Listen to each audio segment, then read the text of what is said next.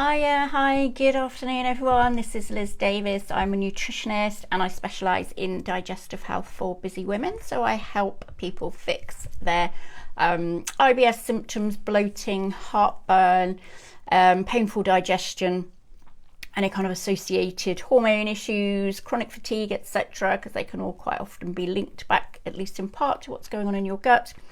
And I do it with state-of-the-art testing, gut and hormone testing usually, and dietary and lifestyle upgrades and supplements, etc., to bring things back into balance for you.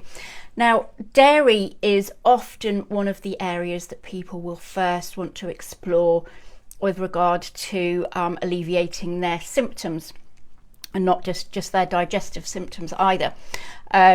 So quite often people will have experimented already by the time they come to see me with taking out dairy, for example, and sometimes it works, sometimes it doesn't. So you may find relief from symptoms such as bloating, digestive issues, skin issues, or respiratory issues such as excess mucus and so on. And you may find that if you take dairy out or take it out for a period of time, that it can help to alleviate some of these symptoms for you. So if, for example, you're finding you're bloating after eating dairy, and this would be very common, then certainly taking dairy out can benefit you. But it may not be all dairy that causes problems for you, and it may not actually be the dairy that's the issue. So, for example, if you're lactose intolerant, which is quite a common intolerance, then you need to completely avoid dairy fully. There's going to be no benefit to you eating it whatsoever, and it's only going to cause you problems. But that's actually quite a small minority of people. It does happen, obviously, but not to everybody. So what would be more likely to happen is that you've got, say, a bacterial imbalance, or your digestive system is inflamed or what have you. So you're not processing your dairy products particularly well. So it's not the dairy that's causing the issue, it's the actual gut problem, the imbalance in your gut. And of course we can test then to find out what's happening in your gut, to find out why you can't tolerate these dairy products.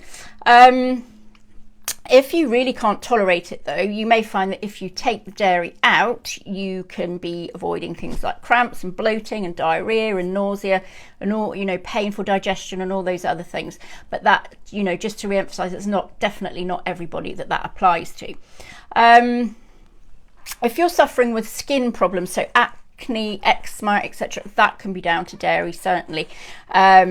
Sometimes if you go on a dairy elimination diet because you have these symptoms, that can really help you. And additionally, there are certain probiotics as well that can help you with that as well. So it's definitely an area that's worth exploring if you're afflicted by any of these kind of skin conditions. If you are, quite often people are worried about where they're going to get their calcium from. Like if they can't eat dairy, what are they going to do?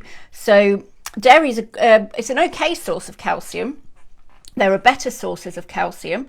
So for example, you need to be making sure that you're eating plenty of leafy greens, avocados, for example, figs and bananas, or cocoa even.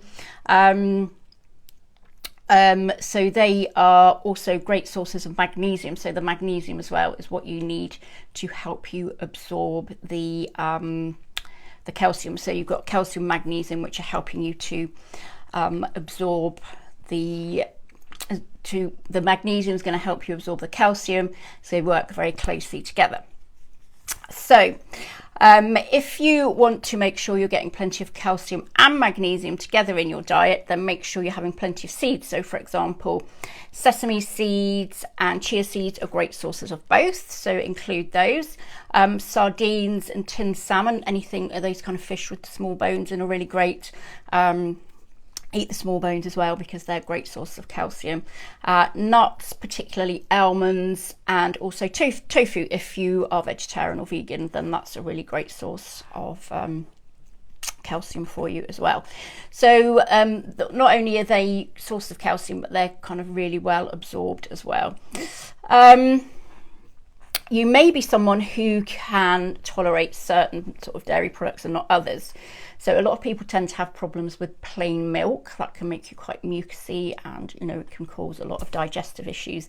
But if you have fermented dairy, that can help you. So stuff like kefir is really useful, or plain yogurt, or even raw milk. People find a big difference if they try raw milk. To the best of my knowledge, you can't get raw milk still in the supermarket.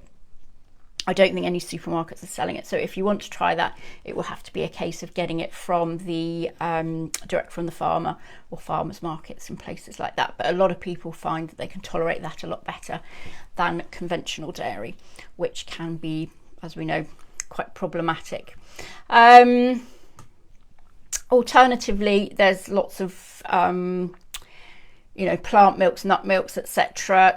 They vary in quality a great deal. Some of them are really good quality, some of them are not so good. So always get really label savvy if you're going to be buying things like that. And if products have a list of ingredients a mile long and a lot of them you can't understand, then I would avoid. You want a nice short list of ingredients, only things that you can recognize, say for example water, almonds, salt, etc. Doesn't need anything else in it. And also making your own. I've been making my own. It's super easy. If you get a simple kit off of Amazon or what have you, you can have a nice supply of non-dairy milk, and you know exactly what's gone into it. It's a much better solution. Okay, so I hope you found that helpful. If you would like to speak to me, then do book a call. There's a link to my diary in the comments. There's some free recipes down there as well. And if you found this useful, do like and share. I shall see you next time. Okay, bye.